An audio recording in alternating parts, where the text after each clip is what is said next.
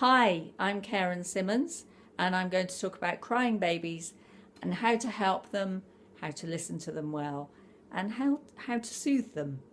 So the first thing to say is that crying is a natural process. It is something that all human beings do, and by human beings I mean all ages. So old people cry, middle-aged people cry, all adults cry, we all know how to cry. Teenagers cry, children cry, and babies cry. So just please don't forget that. It's very natural. It's a natural process. And it's also something else that I hope will make you not worry so much, is that it's a healing process. So it's not part of the original hurt.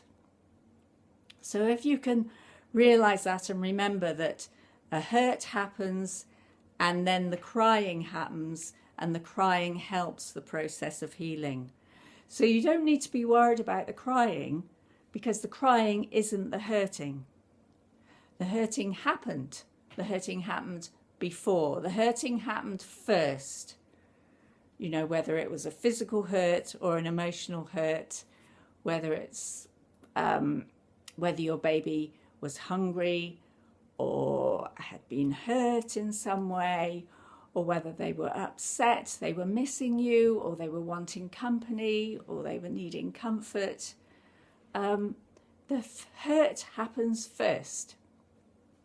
And then the way that they and all of us deal with these hurts is they cry.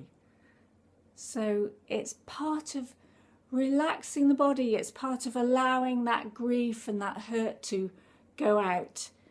And it seems crying does seem to have several functions. Even at a physical level, it seems to relax, actually. You know, I think probably most of you will know when you've had a really good cry about something, you feel kind of like washed out.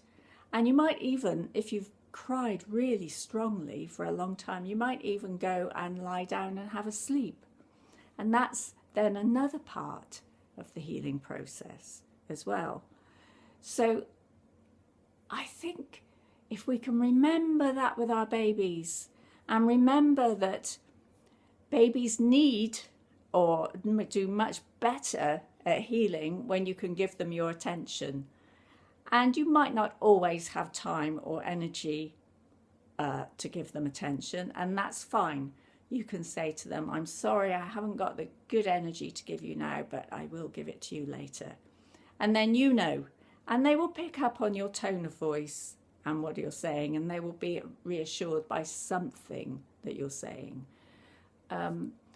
Also, if you can be relaxed when you're listening to your baby cry, this is so helpful, because if you think about when we're crying, if somebody who's listening to us is like, ooh, really, oh dear, what's going on? Oh dear, had I better, you know, do you need something, or do you need a doctor, or should I get this guy?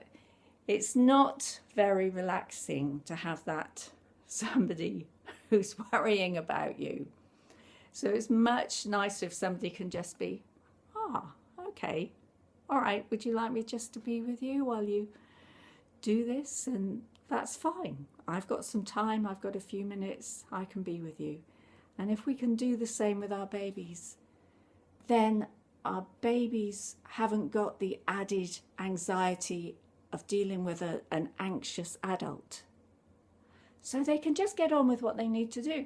And they will cry for as long as they need to cry, and then they will stop.